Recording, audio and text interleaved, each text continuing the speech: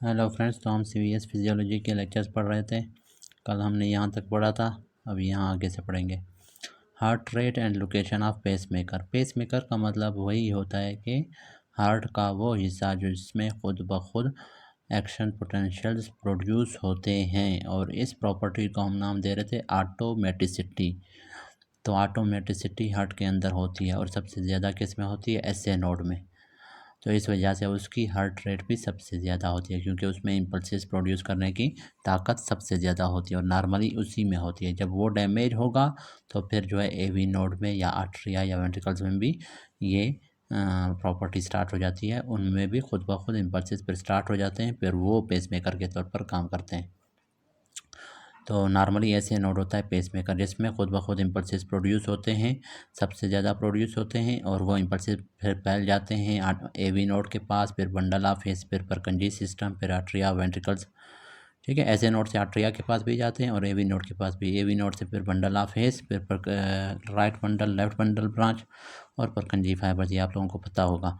तो ऐसे नोड में जो ऑटोमेटिसिटी या हार्ट रेट होती है, कितनी होती है? 60 से 80, मतलब 1 मिनट में ऐसे नोड 60 से 80 हार्ट के अंदर इम्पल्सेस प्रोड्यूस कर सकता है। और एवी नोड में ये सलाहियत कितनी होती है? 40 से 60 हार्ट के अंदर हार्ट बीट प्रोड्यूस करवा सकता है या हार्ट इम्पल्सेस प्रोड्यूस करवा सकता है 1 मिनट में। परकंजी फाइबर्स में सबसे कम होती है ऑटोमेटिसिटी, 20 to 40। अब ये है हार्ट रेट या हार्ट बीट प्रोड्यूस करने की सलाहियत, इसको हम लोग पेस मेकर एक्टिविटी कहते हैं। ये सबसे ज़्यादा ऐसे नोड में, दूसरे नंबर पे एवी नोड में और परकंजी फाइबर्स में है। मतलब 1 मिनट में कितनी बार हार्ट बीट या हार्ट रेट प्रोड्यूस करवा सकते हैं ये टिश्यूज़। लेकिन एक हमारे पास होता है कि इन टिश्यूज़ में से जब इम्पल्सिस कंडक्ट होते हैं तो कंडक्शन ऑफ इम्पल्स जो होता है वो फिर हमारे पास इस सीक्वेंस में नहीं होता। वो सबसे ज़्यादा परकंजी फाइबर्स में कंडक्शन होती है, कंडक्शन ऑफ इम्पल्सेस या वेलोसिटी ऑफ इम्पल्सेस। तो अब देखें स्पीड ऑफ हार्ट रेट, ये क्या था? Heart rate, quantity of heart rate आप कह सकते हैं, या नंबर ऑफ हार्ट रेट। ठीक है, अभी हम देख रहे हैं स्पीड ऑफ हार्ट रेट या speed of conduction of impulses, कि इम्पल्सेस कितने स्पीड तेज़ी से पास हो रहे हैं इन टिश्यूज से, नर्व इम्पल्स।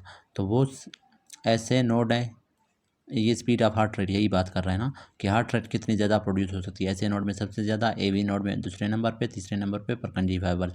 फिर आगे है स्पीड ऑफ कंडक्शन, वो फिर अपोजिट होता है। ठीक है, तो ऐसे नोड में हमारे पास क्या होता है? स्लोवेस्ट प्री पोटेंशियल होता है, मतलब प्री पोटेंशियल उसका हमारे पास स्लोवेस्ट होता है। और वर्क एज सेंसेशियम, सेंसेशियम का मतलब कि उसमें गैप जंक्शंस बहुत ज़्यादा होते हैं, तो एक सेल के अंदर डिपोजिशन जब होती है तो वो दूसरे सेल में जाते हैं, वो सोडियम गैप जंक्शन के थ्रू, फिर तीसरे में, चौथे में, इस तरह से फिर सारे जो सेल्स होंगे ऐसे नोड के वो एक साथ काम करेंगे। सेंसेशन का मतलब एक साथ फंक्शन करना तमाम सेल्स का smoothly, as it is able to generate impulses at a faster rate. ठीक है, स्पीड ऑफ हार्ट रेट यही है, सबसे ज़्यादा ऐसे नोड है, फिर एवी नोड है, फिर परकंजी फाइबर है।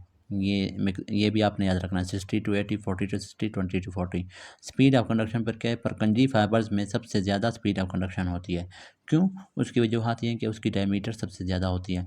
दूसरा ये, उसमें नंबर ऑफ गैप जंक्शंस बहुत ज़्यादा होते हैं। तीसरा ये, उसमें नंबर ऑफ सोडियम चैनल्स भी बहुत ज़्यादा होते हैं। चौथा क्या है? Less number of myofibrils. पाँचवा है रिफ्रैक्टरी पीरियड भी शॉर्ट है। अब ये देखें, ये सारी चीज़ें क्या हैं? कंडक्शन को इंक्रीज़ करते हैं। अब आप लोगों ने फिज़िक्स में पढ़ा होगा 9th में, कि वायर के बारे में हम पढ़ रहे थे कि जिन वायर्स का या ये जो क्रॉस सेक्शनल एरिया जितना ज़्यादा था, उनके अंदर रेजिस्टेंस उतनी कम थी, उनके अंदर करंट फ्लो उतनी ज़्यादा होती थी। तो डायमीटर जितना ज़्यादा होगा उतने आसानी से इम्पल्सेस या करंट वो उनमें से पास हो सकता है। तो अब यहाँ पर भी वही आइडिया, वही हमारे पास कंसेप्ट यहाँ पर भी अप्लाई होते हैं, कि हार्ट के मसल सेल ऐसे परकंजी फाइबर्स के जो सेल्स होते हैं उनका डायमीटर इस तरह से बहुत ज़्यादा होता है, इस वजह से उनमें से इम्पल्सेस बहुत ईजिली पास होते हैं, इस तरह से ना, तो वो ईजिली पास होते हैं। अब जो बाकी सेल्स होते हैं उनका डायमीटर इस तरह से कम होता है, छोटे छोटे सेल्स होते हैं शायद। तो जितने हमारे पास डायमीटर कम होगा उतना डिस्टेंस ज़्यादा होगा इम्पल्सेस को पास करने के लिए। नंबर एक, इस वजह से हमारे पास क्या है? स्पीड ऑफ कंडक्शन ज़्यादा है परकंजी फाइबर में। दूसरा क्या है कि ये एक सेल है, फॉर एग्जांपल इस सेल में यहाँ पर भी एक जंक्शन है, यहाँ पर फिर एक गैप जंक्शन है, यहाँ पर फिर एक गैप जंक्शन है। मतलब एक सेल में देखें 1 2 3 गैप जंक्शन है, और यहाँ पर ये अगला सेल कनेक्ट है। अब उस अगले सेल में फिर इस तरह से 3 गैप जंक्शन है। इससे फिर हमारे पास ये चौथा, इस तरह से सेल्स में हमारे पास ये देखें गैप जंक्शंस बहुत ज़्यादा हैं। तो गैप जंक्शन जितने ज़्यादा होंगे तो ये सेल फॉर एग्जांपल जब स्टिमुलेट होगा, इसके अंदर जब सोडियम एंटर होगा, इसका जब एक्शन पोटेंशियल होगा +10 तक पहुंचेगा, तो ये सारा सोडियम इन गैप जंक्शंस के थ्रू ईजिली जल्दी से पास होगा अगले सेल में, यहाँ से फिर पास होगा इन अगले सेल्स में। इस तरह से ज़्यादा गैप जंक्शन जितने ज़्यादा होंगे उतनी आसानी से हमारे पास फिर क्या होगा, फिर ये गैप जंक्शन इस तरह साइड वे नहीं होते, ऊपर नीचे भी होते हैं। तो इस वजह से स्पीड ऑफ कंडक्शन बहुत ज़्यादा होती है कि इम्पल्सेस बहुत तेज़ी से उनमें से पास होते हैं, किससे, परकंजी फाइबर से, क्योंकि गैप जंक्शन ज़्यादा है। पहली वजह सबसे ज़्यादा वो क्या थी कि वाइड डायमीटर होता है। दूसरी जो वजह है वो ये कि गैप जंक्शन बहुत हैं। तीसरी वजह ये है कि इनमें सोडियम चैनल्स बहुत ज़्यादा होते हैं, एक नहीं हो सकता है हमारे पास 10 हों 20 हों एक सेल के अंदर। तो जैसे ही इसका पहले resting membrane potential for example -90 है, तो सोडियम चैनल के थ्रू इसके अंदर आहिस्ता आहिस्ता जब क्या होगा, सोडियम लीकी चैनल के थ्रू सोडियम एंटर होगा, तो -90 से -70 तक जैसे पहुंच गया इस सेल का पोटेंशियल, तो ये सारे voltage gated sodium channel open होंगे और उसकी वजह से बहुत तेज़ी से सोडियम एंटर होगा। सोडियम जब एंटर होगा तो हमारे पास +10 तक इसका पोटेंशियल जाएगा। अब ज़्यादा सोडियम चैनल्स की होने की वजह से भी इसके अंदर स्पीड ऑफ कंडक्शन ज़्यादा होती है। तो ये तीसरी पॉइंट हो गई। और चौथा क्या था, इसका रिफ्रैक्टरी पीरियड भी शार्ट था, बल्कि चौथा ये था कि इसमें मायोफाइब्रल्स की तादाद कम थी। फॉर एग्जांपल मतलब इस तरह अगर लेंथ में देखें तो लेंथ में हमारे पास परकंजी फाइबर के फॉर एग्जांपल 1 सेंटीमीटर में 3 सेल्स होते हैं, जबकि ऐसे नोड के हमारे पास 1 सेंटीमीटर में फॉर एग्जांपल उसमें क्या होंगे, हो सकता है 10 सेल्स हों, 1 सेंटीमीटर में 10 सेल, यहाँ पर देखें 3 सेल है, यहाँ पर 10 है, तो मायोफाइब्रल्स ज़्यादा होंगे। जितने मायोफाइब्रल्स ज़्यादा होते हैं उतनी रेजिस्टेंस ज़्यादा होती है, तो यहाँ पर परकंजी फाइबर्स में मायोफाइब्रल्स भी कम है। और चौथा क्या है, पांचवा क्या है, शार्ट रिफ्रैक्टरी पीरियड है। तो ये सारी वजूहत की वजह से परकंजी फाइबर में हाईएस्ट स्पीड ऑफ कंडक्शन है। अब सीक्वेंस क्या है, परकंजी फाइबर्स है दूसरे नंबर पे, फिर बंडल ऑफ हिस में है स्पीड ऑफ कंडक्शन, तीसरा आर्ट्रिया है, उसके बाद वेंट्रिकल्स हैं, उसके बाद ऐसे नोड है, और एवी नोड में स्पीड ऑफ कंडक्शन सबसे स्लो होती है। उसकी वजह यही है, ये सारी चीज़ें कि उसमें हमारे पास एक तो मायोफाइब्रल्स ज़्यादा होते हैं, उसका डायमीटर कम होता है, उसमें गैप जंक्शंस भी कम होते हैं, उसमें सोडियम चैनल्स भी कम होते हैं। अच्छा, cardiac structure, sarcomere is the contractile unit of myocardial cell. अब यही सार्कोमियर स्केलेटल मसल का भी कंट्रक्टाइल यूनिट था और 2 जेड लाइन के दरमियान होता था ये। Sarcomere is similar to the contractile unit in skeletal muscle, सही है। सार्कोम मीन्स क्या था, मसल था, mere means unit. Sarcomere runs from Z to Z line, ठीक है। अच्छा, sarcomere contains thick filament. Thick filament क्या होता है, ए बैंड जो होता है जिसमें वो मायोसिन होता है, और थिन फिलामेंट में एक्टिन, ट्रोपोनिन और ट्रोपोमायोसिन होते हैं, 3 प्रोटीन। तो ये ए बैंड है, वो आई बैंड है। थिन फिलामेंट क्या था, उसको आई बैंड कह रहे थे, उसमें ये तीनों चीज़ें। अब इसमें एक एमसीक्यू बार बार आता है, उसमें पूछ रहे थे कि बाकी जो मसल्स होते हैं वो कंट्रक्शन, मसल के जो मसल प्रोटीन होते हैं वो कंट्रक्शन में हेल्प कर रहे होते हैं, जैसे मायोसिन है, एक्टिन है, ट्रोपोनिन है। लेकिन एक हमारे पास प्रोटीन है मसल के अंदर जो कि रिलैक्सेशन ऑफ मसल्स के लिए रिक्वायर होती है, वो है ट्रोपोमायोसिन, ठीक है। बाकी ये वाले जो है एक्टिन, ट्रोपोनिन और मायोसिन, ये क्या होते हैं, कंट्रक्शन में हेल्प कर रहे होते हैं, ट्रोपोमायोसिन रिलैक्सेशन में। इंटरकैलेटेड डिस्क है at the ends of this cell. अच्छा, जहाँ पर एक सेल एंड हो रहा होता है और दूसरा सेल स्टार्ट हो रहा होता है, ये एक सेल है और ये दूसरा सेल है। अब इन दोनों के दरमियान जहाँ पर ये दोनों, ये एंड हो रहा है और दूसरा स्टार्ट हो रहा है, यहाँ पर ये एक हमारे पास क्या होता है, इंटरकैलेटेड डिस्क है। अब वो इंटरकैलेटेड डिस्क हमारे पास क्या होता है, सेल टू सेल को, सेल की कोहेजन करवा रहा होता है, आपस में उनको जोड़ रहा होता है। इंटरकैलेटेड डिस्क के ऊपर सेल टू सेल कोहेजन होते हैं। Gap junctions are low resistance paths होते हैं between cells that allow the rapid electrical spread of action potential. ये तो मैंने आपको बता दिया कि जो गैप जंक्शन होते हैं उनमें वो लो रेजिस्टेंस पाथ्स हैं। मतलब लो रेजिस्टेंस पाथ्स का ये मतलब कि एक सेल से दूसरे सेल तक हमारे पास वो जब आयंस जा रहे होते हैं तो सबसे कम रेजिस्टेंस कहाँ पे होती है, जहाँ पर हमारे पास गैप जंक्शन होंगे। बाकी मेम्ब्रेन के थ्रू भी कुछ हमारे पास आयंस जाते हैं, लेकिन वो वहाँ पर फिर रेजिस्टेंस ज़्यादा होती है, लेकिन वो गैप जंक्शन के थ्रू सबसे कम रेजिस्टेंस होती है, बहुत इजीली पास होते हैं दूसरे सेल तक। Gap junctions are the region that heart behave as an electrical sensation. हाँ, ये इंपॉर्टेंट पॉइंट है। गैप जंक्शन की वजह से क्या है, हार्ट क्या है, इलेक्ट्रिकल सेंसेशन। इलेक्ट्रिकल सेंसेशन का ये मतलब कि उनमें एक तो एक्शन पोटेंशियल सब में एक साथ पहुँच जाता है, मतलब एक सेल जैसे एक्शन पोटेंशियल एक सेल में प्रोड्यूस हो गया, उससे तमाम सेल तक बहुत जल्दी से पहुंचेगा। सब सेल्स तक जब पहुंच गया एक्शन पोटेंशियल, उसके बाद सारे फिर कॉन्ट्रैक्ट भी इकट्ठे करेंगे, सेंसेशन के तौर पर काम करेंगे। Pre load determined by diastolic volume, after load determined by mean arterial pressure. अब प्री लोड का क्या मतलब होता है कि एक सेल है हमारे पास, उसका जो है प्री लोड का मतलब वो अभी तक कंट्रैक्ट नहीं हुआ, कंट्रैक्ट होने से पहले उसके ऊपर जो क्या होता है, प्रेशर होता है या फोर्स होता है या लोड होता है, उसको हम कहते हैं प्री लोड। प्री का मतलब पहले। तो वो किस चीज़ पे डिपेंड करता है, and diastolic volume. And diastolic का क्या मतलब है कि जब डायस्टोल कंप्लीट होता है, जब वेंट्रिकल्स फुल रिलैक्स होते हैं तो वो भर जाते हैं ब्लड से, तो उस वक्त वो जितना ब्लड होगा उसके अंदर, ठीक है, अगर 140 ml होगा तो उसके ऊपर कोई और प्रेशर होगा, प्री लोड कुछ और होगा। अगर 150 ml होगा हार्ट के अंदर तो प्री लोड ज़्यादा होगी। तो प्री लोड का ये मतलब है कि and diastolic volume, and diastolic volume का ये मतलब है डायस्टोल के एंड पे जितना वॉल्यूम होता है ब्लड में, अब उस वॉल्यूम की वजह से ना, उस ब्लड की वॉल्यूम की वजह से भी हार्ट के मसल्स पे कुछ प्रेशर पड़ रहा है, लोड पड़ रहा है, उसको हम नाम दे रहे हैं प्री लोड। अच्छा, फिर एंड डायस्टोलिक वॉल्यूम किस पे डिपेंड कर रहा था, वीनस रिटर्न पे, कि वीनस रिटर्न जितनी ज़्यादा होगी उतने ज़्यादा वेंट्रिकल्स और हार्ट भर जाएगा, एंड डायस्टोलिक वॉल्यूम ज़्यादा होगा। अगर वीनस रिटर्न कम है तो एंड डायस्टोलिक वॉल्यूम कम होगा, मतलब डायस्टोल के एंड पे अगर वीनस रिटर्न ज़्यादा है तो डायस्टोल के एंड पे हमारे पास हो सकता है 140 ml हो वेंट्रिकल्स में ब्लड, लेकिन अगर वीनस रिटर्न कम है तो हो सकता है 110 ml हो डायस्टोल के एंड पे, अगर वीनस रिटर्न कम है। तो वीनस रिटर्न पे डिपेंड कर रहा है क्या, एंड डायस्टोलिक वॉल्यूम। और प्री लोड पर, प्री लोड को हम फिर एंड वो किस पे डिपेंड कर रहा है, एंड डायस्टोलिक वॉल्यूम पे। तो ये इंपॉर्टेंट पॉइंट आपने याद रखना है। फिर उसके बाद एक है after load. After load determined by mean arterial pressure. After load का ये मतलब कि हार्ट ने जब कंट्रैक्ट करना होता है तो उसको एक रेजिस्टेंस के अगेंस्ट कंट्रैक्ट करना होता है, क्योंकि अब देखिए लेफ्ट वेंट्रिकल से क्या निकल रहा होता है, एओर्टा। एओर्टा पर जाके डिवाइड हो रहा होता है किसमें, मुख्तलिफ आर्टरीज़ में, वो फिर डिवाइड होते हैं आर्टरियोल्स में। अब इन आर्टरीज़ और आर्टरियोल्स में क्या होता है, रेजिस्टेंस होती है। तो हार्ट को जब हमारे पास कंट्रैक्ट होना होता है, पंप करना होता है, तो उसको अगेंस्ट रेजिस्टेंस वर्क करना पड़ता है, ठीक है। उसके सामने क्या रेजिस्टेंस प्रेजेंट होता है, उसके अगेंस्ट इसने क्या फोर्स लगाना होता है, जोर लगाना होता है, उसके बाद वो कंट्रैक्ट हो पाता है और ब्लड को फोर्स कर पाता है, आर्टरीज़ में भेज पाता है। तो जितने रेजिस्टेंस के अगेंस्ट इसको वर्क करना पड़ता है हार्ट को, उसको हम नाम दे रहे होते हैं क्या, आफ्टर लोड। अब आफ्टर लोड पर डिपेंड कर रहा है किस चीज़ पे, mean arterial pressure. Mean arterial pressure मैंने बताया था क्या होता है, मीन का मतलब होता है एवरेज, है ना। अब मैंने कहा था डायस्टोलिक बीपी, डायस्टोलिक बीपी कितना होता है 80, उसमें ऐड कर दो 1/3 ऑफ पल्स प्रेशर।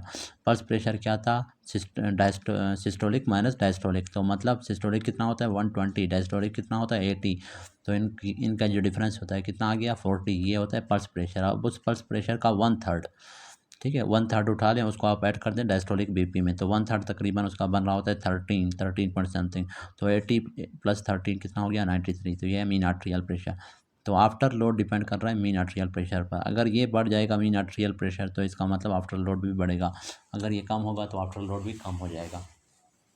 अब ये मीन आर्टेरियल प्रेशर देखें बढ़ेगा कब, जब डायस्टोलिक बीपी, फॉर एग्जांपल अब ये डायस्टोलिक बीपी बढ़ गया तो उसमें क्या है, मीन आर्टेरियल प्रेशर बढ़ जाता है।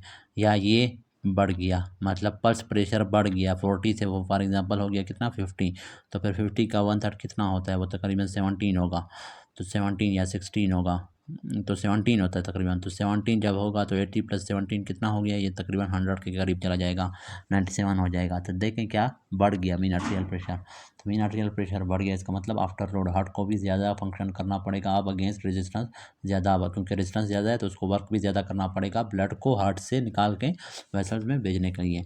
तो होप ये आपको समझ आ गई होगी। फिर TPR, total peripheral resistance depends on determined by diastolic BP. अब TPR क्या होता है, वही है आर्टरियोल्स में क्या होता है, रेजिस्टेंस होता है। अब देखें जब हार्ट ने कंट्रैक्ट किया, पहले तो वो कंट्रैक्ट कर रहा है अगेंस्ट रेजिस्टेंस, और ये सिस्टोल क्या होता है, ये कार्डिक साइकिल का लास्ट हमारे पास क्या होता है, स्टेप होता है। अब सिस्टोल हो गया वेंट्रिकुलर सिस्टोल, उसके बाद जो है नेक्स्ट कार्डिक साइकिल स्टार्ट होता है। नेक्स्ट कार्डिक साइकिल में फिर क्या है, पहले क्या होता है, डायस्टोल का प्रोसेस होता है, डायस्टोल होता है। तो अगले कार्डिक साइकिल में आप सिस्टोल हो गया, अब डायस्टोल होगा। डायस्टोल क्या है, वेंट्रिकल्स हमारे पास क्या है, अब फिल हो रहे हैं ब्लड के साथ। वेंट्रिकल्स हमारे पास क्या है, वेंट्रिकल्स हमारे पास अब फिल हो रहे हैं। ये फॉर एग्जांपल हमारे पास हार्ट है, ये उसके आर्ट्रियम है, ये उसके वेंट्रिकल्स हैं, ठीक है। अब वेंट्रिकल्स क्या हैं, बढ़ रहे, वेंट्रिकल्स के अंदर क्या आ रहा है, ब्लड आ रहा है, क्योंकि वेंट्रिकल्स रिलैक्स हो रहे हैं। अब उस दौरान हमारे पास जितना ब्लड प्रेशर होता है उसको हम नाम दे रहे थे डायस्टोलिक बीपी। अब वो डायस्टोलिक बीपी डिपेंड कर रहा है, मतलब वो किस पे डिपेंड कर रहा है कि आगे रेजिस्टेंस कितना है। आगे रेजिस्टेंस कम है तो डायस्टोलिक बीपी हमारे पास कम होगा, अगर आगे रेजिस्टेंस ज़्यादा है तो डायस्टोलिक बीपी क्या हो जाएगा, इंक्रीज़ हो जाएगा। तो डायस्टोलिक बीपी भी डिपेंड कर रहा है टोटल पेरिफेरल रेजिस्टेंस पे। आगे जो रेजिस्टेंस होता है आर्टरियोल्स में उसको हम TPR कह रहे थे ना, तो उस पर डिपेंड कर रहा है। फिर है हार्ट साउंड कार्डिक साइकिल के। फर्स्ट हार्ट साउंड को हम S1 कहते हैं, और वो कब होता है, कब सुनाई देता है, आइसो वॉल्यूमेट्रिक कंट्रैक्शन। अब आइसो मीन्स सेम है, वॉल्यूमेट्रिक का मतलब वॉल्यूम, कंट्रैक्शन मतलब वेंट्रिकल्स के अंदर सेम ब्लड वॉल्यूम प्रेजेंट है उस वक्त जब हार्ट कंट्रैक्ट करता है, उसको हम नाम देते हैं आइसो वॉल्यूमेट्रिक कंट्रैक्शन है।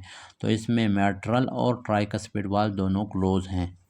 अब देखें हार्ट के अंदर हमारे पास, मैंने बताया था ये फॉर एग्जांपल राइट आर्ट्रियम या लेफ्ट आर्ट्रियम है, ये हमारे पास वेंट्रिकल है और ये भी वेंट्रिकल है।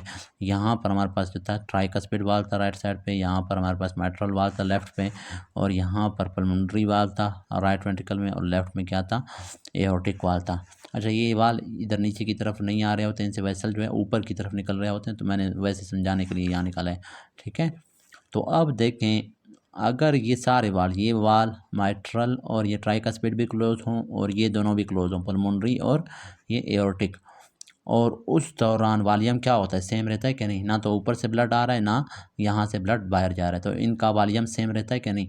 उस दौरान जब ये वेंट्रिकल्स कंट्रैक्ट करेंगे उसको हम नाम देते हैं आइसो वॉल्यूमेट्रिक कंट्रैक्शन। असल में ये आइसो वॉल्यूमेट्रिक कंट्रैक्शन जब हो रहा होगा उस दौरान ये क्लोज हो जाते हैं। ठीक है, मतलब जब आइसो वॉल्यूमेट्रिक कंट्रैक्शन स्टार्ट होगा ना, उस दौरान वो कंट्रैक्शन की वजह से ये जो है माइट्रल और ट्राइकस्पिड क्या हो गए, क्लोज हो गए, ताकि ब्लड यहाँ से ऊपर ना जाए। तो ब्लड जो है यहाँ पर फिर सेम रहता है। जब ब्लड सेम रहता है तो इस वजह से इसको हम नाम दे रहे हैं आइसो वॉल्यूमेट्रिक कंट्रैक्शन।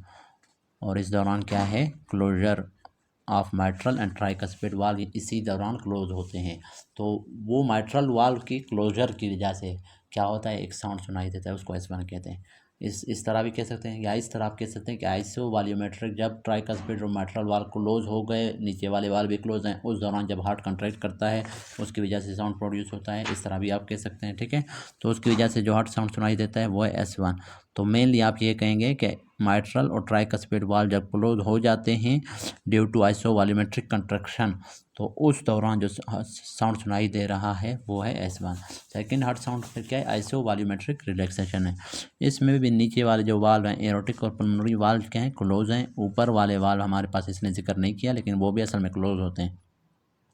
और क्या है, वेंट्रिकल्स हमारे पास रिलैक्स हो रहे हैं, तो इसको कहते हैं आइसो वॉल्यूमेट्रिक रिलैक्सेशन। अब देखिए यहाँ पर क्या है, एरोटिक और पल्मोनरी वाल्व पहले से क्लोज नहीं है। जैसे यहाँ पर पहले से क्लोज नहीं थे, जब ये हार्ट ने कंट्रैक्ट करना स्टार्ट किया, आइसो वॉल्यूमेट्रिक कंट्रैक्शन स्टार्ट हो गया, मतलब नीचे वाले वाल्व सिर्फ क्लोज थे, ऊपर वाले माइट्रल एंड ट्राइकस्पिड पहले खुला हुआ था। तो जैसे इसने कंट्रैक्शन स्टार्ट किया तो वो भी क्लोज हो गए, माइट्रल और ट्राइकस्पिड। उनके क्लोजर की वजह से साउंड सुनाई दिया, वो फर्स्ट हार्ट साउंड था। अब सेकेंड हार्ट साउंड में फिर क्या है, एरोटिक और पल्मोनरी वाल्व क्या है, वो हमारे पास पहले ओपन है, लेकिन फिर क्या है, हमारे पास जब हार्ट रिलैक्स करना स्टार्ट करता है तो वो बंद हो जाते हैं। जैसे वो बंद हो गए, क्योंकि सिस्टोल हो गया, सिस्टोल जब होता है, जब वेंट्रिकल्स कंट्रैक्ट करते हैं ना, उस वक्त फिर उसके बाद एरोटा और पल्मोनरी वाल्व ओपन हो जाते हैं, सारा ब्लड चला जाता है एरोटा और पल्मोनरी वाल्व में। उसके बाद क्या है, पल्मोनरी और एरोटिक वाल्व खुद ब खुद क्लोज हो जाते हैं, और उस दौरान फिर क्या है, वेंट्रिकल्स रिलैक्स हो रहे होते हैं, तो उसको फिर नाम दे रहे हैं आइसो वॉल्यूमेट्रिक रिलैक्सेशन। अब उस दौरान क्या है, एरोटिक और पल्मोनरी वाल्व के क्लोजर की वजह से जो हार्ट साउंड सुनाई देता है वो है सेकंड हार्ट साउंड। ठीक है, ये भी closure of tricuspid and pulmonary. हमेशा याद रखें, पल्मोनरी जो वाल्व होते हैं हार्ट के, वो उनकी जो क्लोजर होती है, जब वो बंद होते हैं उसकी वजह से साउंड सुनाई देते हैं। ठीक है, कभी भी वाल्व्स के ओपन होने की वजह से हमें हार्ट साउंड सुनाई नहीं देते, बल्कि उनके क्लोजर की वजह से। थर्ड हार्ट साउंड क्या है, रैपिड वेंट्रिकुलर फिलिंग होती है। ये नॉर्मल होता है चिल्ड्रन में, प्रेगनेंसी में और एथलीट्स में नॉर्मल होता है। मतलब वेंट्रिकल्स अगर रैपिडली फिल हो जाए ना, तेज़ी से, तो उसकी वजह से थर्ड हार्ट साउंड सुनाई देता है। ये बच्चों में, प्रेगनेंसी में और एथलीट्स में नॉर्मल भी हो सकता है। और जो फोर्थ हार्ट साउंड है, ये आर्ट्रियल सिस्टोल। अब देखिए, असल में आर्ट्रियल सिस्टोल की वजह से नहीं होता, असल में ये होता है ड्यूरिंग आर्ट्रियल सिस्टोल, ये आप कह सकते हैं। जब ये वेंट्रिकल स्टिफ हो जाए, इनमें हाइपरट्रॉफी हो जाए, इस तरह से मोटे हो जाएं, जब मोटे हो जाएं तो हमारे पास क्या है, इस तरह थिक हो गए, हाइपरट्रॉफी होगी वेंट्रिकल्स की। तो अब जब ये ज़ाहिर है, एक फेस होता है कार्डियक साइकिल में जिसमें ये आर्ट्रियम क्या होते हैं, कंट्रैक्ट होते हैं। जब ये कंट्रैक्ट होते हैं उसको हम कहते हैं आर्ट्रियल सिस्टोल। अब उस दौरान नॉर्मली क्या है, ब्लड अगर वेंट्रिकल में जाता भी है तो साउंड सुनाई नहीं देता, लेकिन अगर एक बंदा है उसके हाइपरट्रॉफीड वेंट्रिकल्स हैं, तो आर्ट्रियल सिस्टोल की वजह से जब ब्लड यहाँ पर जाएगा वेंट्रिकल्स में, तो ये हाइपरट्रॉफीड, ये स्टिफ वेंट्रिकल हैं, सख्त वेंट्रिकल हैं, इनके ऊपर वो ब्लड जब लगेगा, ज़ोर से लगेगा, तो एक साउंड सुनाई देगा। नॉर्मल बंदों में वो साउंड सुनाई नहीं देगा क्योंकि उनके वेंट्रिकल्स नॉर्मल है, स्मूथ हैं, थिन है, थिक नहीं है। लेकिन जब हाइपरट्रॉफी होगा तो जब आर्टेरियल सिस्टोल होगा तो स्टिफ वेंट्रिकल के ऊपर जब ब्लड स्टक लगेगा तो उसकी वजह से साउंड सुनाई देता है, उसको हम कहते हैं फोर्थ हार्ट साउंड। ठीक है, तो उसकी काज क्या है फोर्थ हार्ट साउंड की? During arterial systole due to stiffening of ventricles, ठीक है, there will be a sound produce that will be called fourth heart sound. अच्छा, फिर है स्प्लिटिंग ऑफ S2। अब ये क्या है स्प्लिटिंग का? ये मतलब होता है टूटना, S2 का टूटना। अब S2 क्या था? एरोटिक और पल्मोनरी वाल्व के क्लोजर की वजह से हो रहा था। लेकिन क्या है S2, अगर नॉर्मल बंदे को S2 एक ही आवाज़ सुनाई देता है, लेकिन जो बहुत ज़्यादा एक्सपीरियंस्ड होते हैं, ठीक है, या कार्डिक हमारे पास जो फिजिशियंस होते हैं बहुत ज़्यादा एक्सपीरियंस उनको होता है, तो उनको बहुत अच्छा स्ट्रेंथ हो, कार्डिक स्ट्रेंथ हो, तो उनमें हमारे पास क्या है उनको पे सुनाई देता है कि S2 हमारे पास क्या है, उसमें भी स्प्लिटिंग है, उसके भी असल में दो हिस्से होते हैं। तो वो दो हिस्से नॉर्मली भी प्रेजेंट होते हैं, उसको कहते हैं फिजियोलॉजिकल स्प्लिटिंग। तो उसकी वजह ये होता है कि डिलेड क्लोजर ऑफ पल्मोनरी वाल, के पल्मोनरी वाल जो है बाद में क्लोज होता है, एरोटिक वाल पहले क्लोज होता है, अर्ली क्लोजर ऑफ एरोटिक वाल। अच्छा, उसकी वजह फिर हमारे पास क्यों पल्मोनरी वाल्व क्यों डिले क्लोज हो रहा है? उसकी वजह ये है कि जब इंस्पायरेशन हम जब सांस लेते हैं तो फिर क्या होता है, हमारे रिब केज का वॉल्यूम इंक्रीज हो जाता है, और जब भी किसी एरिया का कैविटी का वॉल्यूम इंक्रीज हो जाए तो उसका फिर प्रेशर कम हो जाता है। ये हमने केमिस्ट्री में भी पढ़ा था, फर्स्ट ईयर केमिस्ट्री में पढ़ा था, गैसेस क्लास में पढ़ा था कि जब हम वॉल्यूम को बढ़ा दें और टेम्परेचर वगैरह सेम रहे तो फिर उस वक्त प्रेशर कम हो जाता है। अब जब हम वॉल्यूम बढ़ गया रिब केज का ड्यूरिंग इंस्पायरेशन आना, क्योंकि हमारे पास क्या होता है डायफ्राम नीचे जाता है और हमारा रिब केज आगे फॉरवर्ड और आउटवर्ड मूव करता है, तो चेस्ट कैविटी का साइज़ बढ़ जाता है, उसकी वॉल्यूम बढ़ जाता है, उसकी वजह से वहाँ पर क्या है प्रेशर कम हो जाता है। जब प्रेशर कम होता है इंट्राथोरेसिक प्रेशर, ठीक है ना, तो इंस्पायरेशन की वजह से ड्रॉप होता है इंट्राथोरेसिक प्रेशर। क्यों ड्रॉप होता है? क्योंकि वॉल्यूम बढ़ रहा है ना चेस्ट कैविटी का। तो फिर इंट्राथोरेसिक प्रेशर जब ड्रॉप हो गया ड्यू टू इंक्रीज वॉल्यूम, तो फिर क्या होगा? इंक्रीज वीनस रिटर्न होगा। हाँ, पहले क्या था, अब ड्यूरिंग एक्सपायरेशन क्या था, इंट्राथोरेसिक प्रेशर इंक्रीज था। क्यों? क्योंकि वॉल्यूम कम था तो प्रेशर भी ज़्यादा था। इंट्राथोरेसिक का मतलब वही चेस्ट कैविटी के अंदर, जिसकी वजह से क्या है था, वीनस रिटर्न जो आ रहा था, जो ब्लड नीचे बॉडी से आ रहा है इन्फीरियर वेना केवा के थ्रू या ऊपर से आ रहा है सुपीरियर वेना केवा के थ्रू, उनके लिए रेजिस्टेंस ज़्यादा थी, ठीक है, थोरेसिक कैविटी के अंदर। तो वो कम ब्लड आ रहा था, कहाँ पर? थोरेसिक कैविटी में कम ब्लड जा रहा था। तो अब क्या होगा? तो अब जब इंस्पायरेशन होगा तो उसमें हमारे पास थोरेसिक कैविटी में ब्लड ज़्यादा जाएगा क्योंकि इंट्राथोरेसिक प्रेशर डिक्रीज़ हो गया है। तो उसकी वजह से वीनस रिटर्न इंक्रीज़ हो जाता है, और फिर क्या होता है, राइट वेंट्रिकल फिलिंग क्या है, इंक्रीज़ हो जाता है। जब वो इंक्रीज़ होगा राइट वेंट्रिकल फिलिंग की, तो राइट वेंट्रिकल देर तक फिल होता रहेगा as compare to left ventricle, जिसकी वजह से फिर राइट वेंट्रिकल की क्या है, जब क्लोजर होती है उसके पल्मोनरी वाल्व की, वो थोड़ी डिले हो जाती है, ठीक है। तो पहले तो फिलिंग के लिए ज़्यादा टाइम राइट वेंट्रिकल को लगेगा, उसके बाद फिर राइट वेंट्रिकल जब कंट्रैक्ट करेगा तो उस सारे ब्लड को निकालने के लिए उसको ज़्यादा टाइम लगेगा, ठीक है। तो राइट वेंट्रिकुलर एजुकेशन टाइम हमारे पास फिर क्या हो जाता है, डिलेड हो जाता है, उसकी वजह से पल्मोनरी वाल्व की क्लोजर डिले हो जाती है।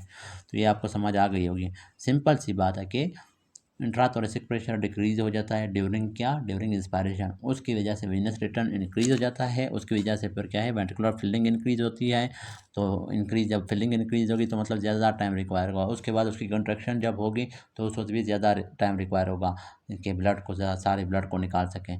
तो फिर एरोटिक जो लेफ्ट वेंट्रिकल है वो पहले एम्प्टी हो जाता है और राइट वेंट्रिकल बाद में। इस वजह से लेफ्ट वेंट्रिकल जैसे एम्प्टी हो जाएगा, लेफ्ट वेंट्रिकल का एरोटिक वाल्व क्लोज होगा, लेकिन राइट वेंट्रिकल अभी तक उससे ब्लड निकल रहा होगा, तो इस वजह से उसका फिर पल्मोनरी वाल्व जब थोड़ी देर बाद जब वो फुल खाली हो जाएगा राइट वेंट्रिकल, तो फिर वो क्लोज होगा। इसको कहते हैं फिजियोलॉजिकल स्प्लिटिंग। फिर है वाइड स्प्लिटिंग। एक तो नॉर्मली हमारे पास थोड़ा सा डिफरेंस होता है, थोड़ा हमारे पास क्या होता है, जो पल्मोनरी वाल होता है वो थोड़ा सा मतलब बहुत कम हमारे पास, 1 सेकंड का भी डिफरेंस नहीं, मिली सेकंड्स का वो होता है, ठीक है, स्प्लिटिंग होती है। लेकिन कभी कभार ये होता है इसमें स्प्लिटिंग इंक्रीज हो जाती है, ठीक है। ये जो ड्यूरेशन है क्लोज एरोटिक और पल्मोनरी वाल की जो ड्यूरेशन है, ठीक है, जब ये सुनाई देता है इसकी स्प्लिटिंग जो हो रही थी उसका जो ड्यूरेशन है वो इंक्रीज़ हो जाएगा। नॉर्मली अगर वो है मतलब फॉर एग्जांपल आधा सेकंड है या 1 सेकंड है नॉर्मली, तो अब ये इंक्रीज़ हो जाएगा 1 सेकंड से बढ़ के ये फॉर एग्जांपल 2 सेकंड हो जाएगा या 3 सेकंड, तो उसको कहते हैं वाइड स्प्लिटिंग। तो वाइड स्प्लिटिंग क्या है, ये भी इंस्पायरेशन के दौरान, फिजियोलॉजिकल स्प्लिटिंग भी इंस्पायरेशन के दौरान सुनाई देता था, ये भी इंस्पायरेशन के दौरान। लेकिन इसमें क्या होता है, conditions leading to delayed right ventricular emptying causes wide splitting by delayed closure of pulmonary valve. अब देखिए नॉर्मली भी पल्मोनरी वाल्व मैंने कहा इंस्पायरेशन के दौरान थोड़ा डिले क्लोजर होती है उसकी, उसी की वजह से हमें S2 की स्प्लिटिंग हो रही थी। अब क्या है, कभी कभार क्या है, वो डिलेड क्लोजर बहुत ज़्यादा डिलेड हो जाता है। तो वो कब डिले होगा, बहुत ज़्यादा डिले कब होगा पल्मोनरी वाल्व की क्लोजर, तो वो ये होगा कि पल्मोनरी वाल्व के आगे हमारे पास पल्मोनरी वाल्व तंग है, स्टेनोसिस है, तो उसकी वजह से पल्मोनरी राइट वेंट्रिकल को एम्प्टी होने के लिए ज़्यादा टाइम रिक्वायर होगा। तो इस वजह से वो जो क्लोजर ऑफ पल्मोनरी वाल्व होगा वो और ज़्यादा डिले हो जाएगा। तो ये एक वजह है वाइड स्प्लिटिंग की। दूसरी ये है कि आगे क्या है, पल्मोनरी आर्टरी होते हैं ना, पल्मोनरी वाल्व के आगे पल्मोनरी आर्टरीज हैं, उनके अंदर हमारे पास वो कंस्ट्रिक्टेड हालत में है, कंस्ट्रिक्ट उनमें रेजिस्टेंस ज़्यादा है। तो जब रेजिस्टेंस ज़्यादा है तो राइट वेंट्रिकल को पंप करने के लिए ज़्यादा फोर्स लगाना होगा, उसको ज़्यादा टाइम लग रहा होगा, अपने ब्लड को, राइट वेंट्रिकल को टाइम लग रहा होगा कि अपने ब्लड को भेज सके पल्मोनरी आर्टरी में, क्योंकि रेजिस्टेंस ज़्यादा है। तो इस वजह से जब तक वो राइट वेंट्रिकल एम्प्टी नहीं होगा तब तक वो क्लोज नहीं होगा पल्मोनरी वाल्व, तो इस वजह से भी डिले हो जाता है। नंबर 2, मतलब कॉमन सेंस वाली बातें, थोड़ा सा आप सोचें। तो पल्मोनरी स्टेनोसिस हो गया, पल्मोनरी हाइपरटेंशन हो गया, तीसरा क्या हो गया, राइट बंडल ब्रांच ब्लॉक।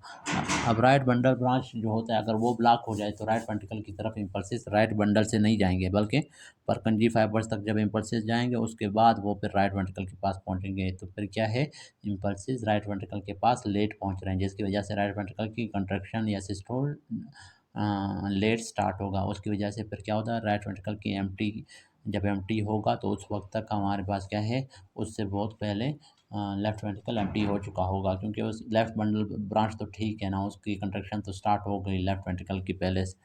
लेकिन राइट बंडल ब्रांच ब्लॉक है ना, राइट बंडल ब्रांच जो है ब्लॉक हो चुका है, उसकी वजह से तो राइट वेंट्रिकल के पास क्या है, इम्पल्सेस लेट पहुंचेंगे, उसकी वजह से कंट्रैक्शन लेट होगी, उसकी वजह से राइट वेंट्रिकल एम्प्टी लेट होगा, उसकी वजह से उसकी पल्मोनरी वाल्व की क्लोजर लेट होगी और फिर स्प्लिटिंग हो जाएगी S2 की। तो ये अब क्या है, जो रिवर्स स्प्लिटिंग है, अब इन्हीं 3 चीज़ों का अपोजिट, तो उसको कहते हैं रिवर्स स्प्लिटिंग। अब देखें नॉर्मली क्या था, फिजियोलॉजिकल स्प्लिटिंग था, वो अगर वाइड हो जाए उसको वाइड स्प्लिटिंग कह रहे हैं, और ये दोनों हमारे पास क्या है, इंस्पायरेशन के दौरान हो रहे थे, और किस साइड पे हो रहे थे, पल्मोनरी साइड पे या राइट साइड पे, ठीक है। अब जो रिवर्स स्प्लिटिंग है वो उसका मतलब है इसके अपोजिट, उसका ये मतलब है कि नॉर्मली तो हमारे पास क्या होता है, पल्मोनरी वाल्व थोड़ा सा लेट क्लोज होता है। अब अगर हमारे पास एरोटिक वाल्व थोड़ा लेट क्लोज हो जाए तो उसको फिर हम कहते हैं रिवर्स स्प्लिटिंग, मतलब अपोजिट हो गया, नॉर्मल स्प्लिटिंग के अपोजिट।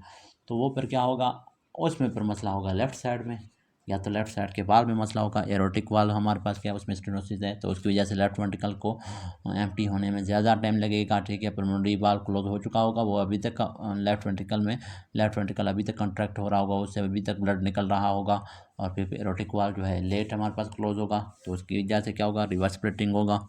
मतलब पहले पल्मोनरी वाल्व वाली आवाज़ सुनाई देगी, उसके बाद वो।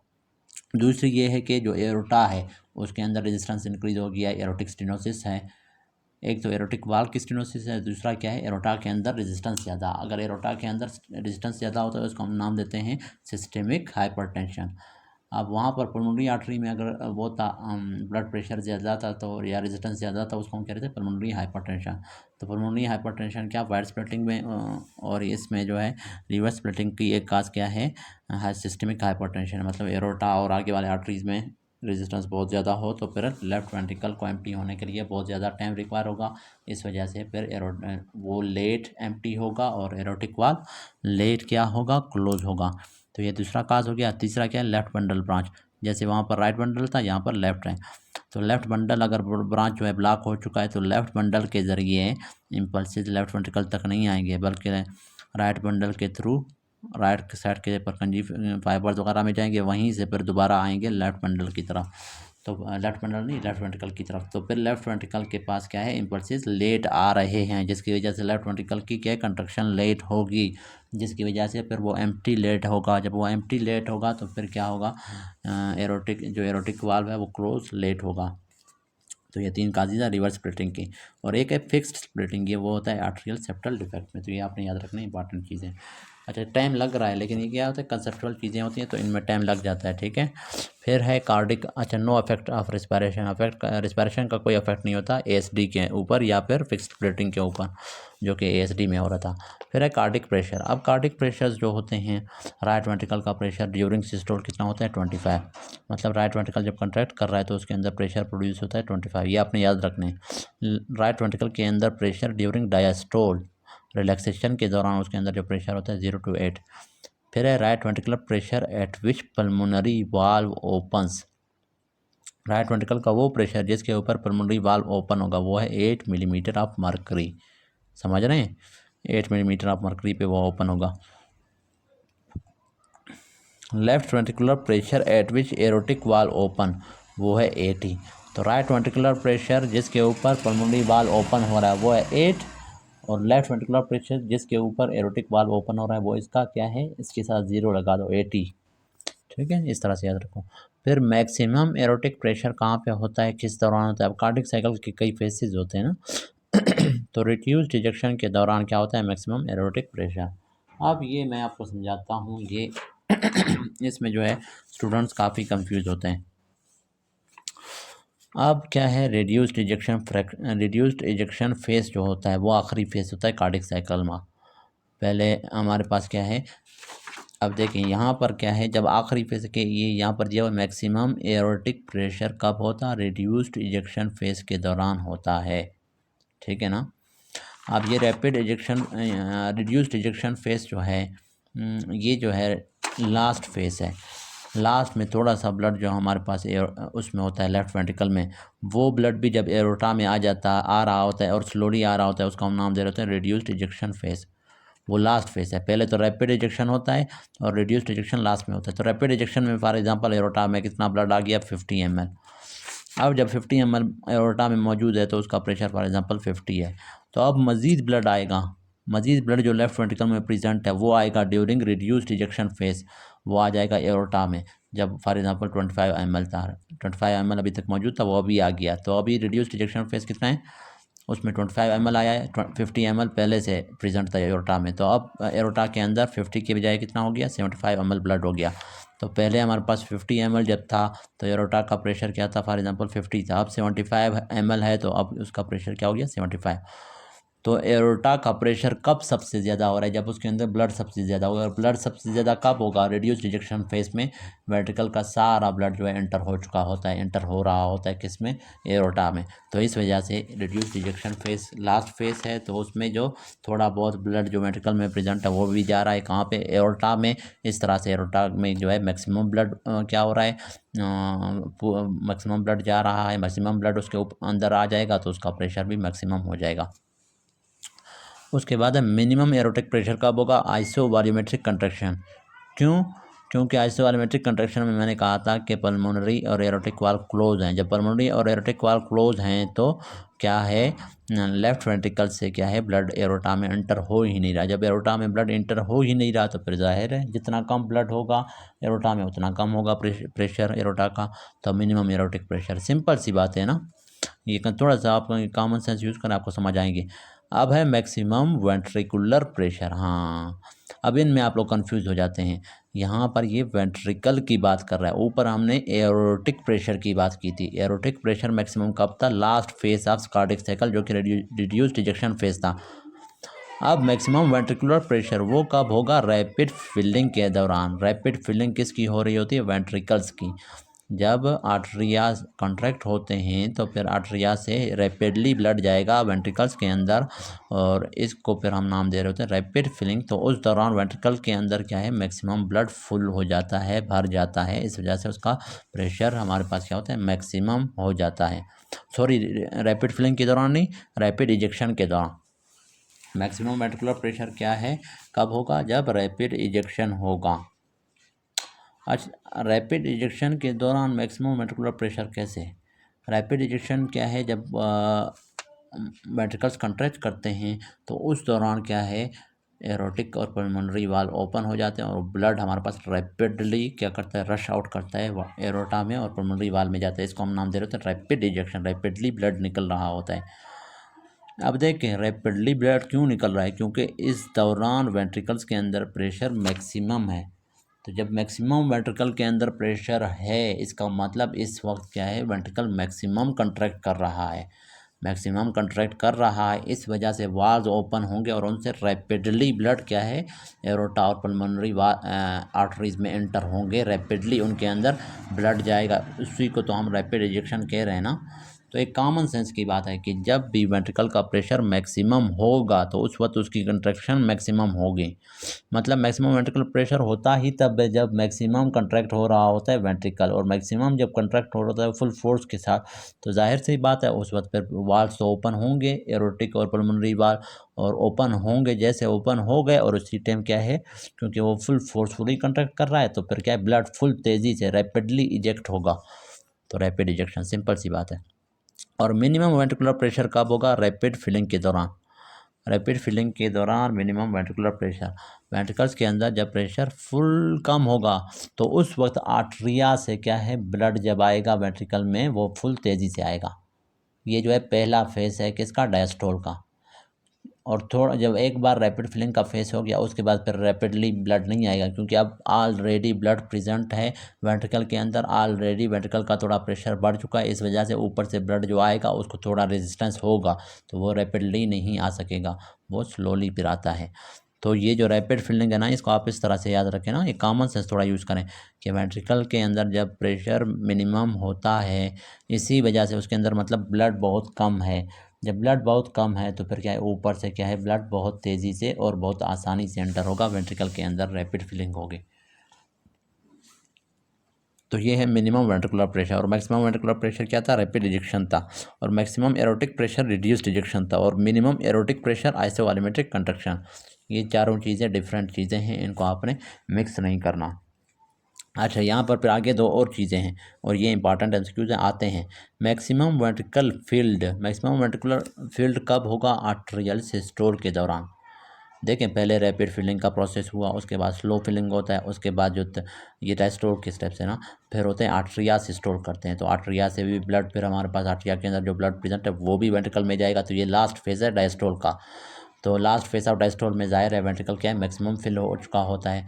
तो मैक्सिमम फिल कब होता है, वो यही है लास्ट फेज जो है आर्टरियल सिस्टोल के दौरान। फिर मैक्सिमम वेंट्रिकुलर फिलिंग, ये है फील्ड मतलब भर चुका, किस फेज के दौरान वेंट्रिकल मैक्सिमम भर जाता है, वो है आर्टरियल सिस्टोल के दौरान। अब ये कह रहा है किस फेज के दौरान वेंट्रिकल की फिलिंग सबसे तेज़ी से या सबसे ज़्यादा हो रही होती है, वो होता है रैपिड फिलिंग, जो कि पहला फेज है, मैंने आपको बताया था।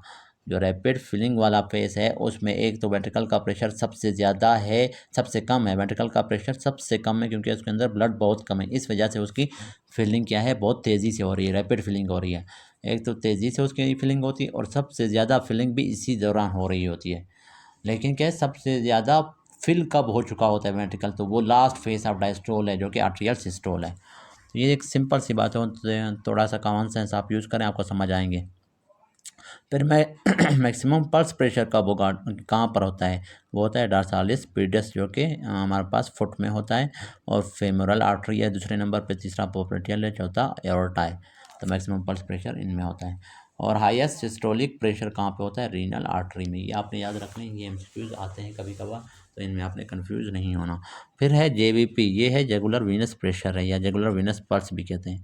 तो उसमें फिर वेव्स होते हैं, सी वेव, ए वेव, एक्स डिसेंट है, वी वेव है, फिर वाई डिसेंट है। तो ये सब हमारे पास फिर क्या है, कुछ एबनॉर्मलिटीज़ इनमें होते हैं। चलें, ये लेक्चर बहुत लेंथी हो गया। नेक्स्ट लेक्चर में फिर जेवीपी के बारे में पढ़ेंगे।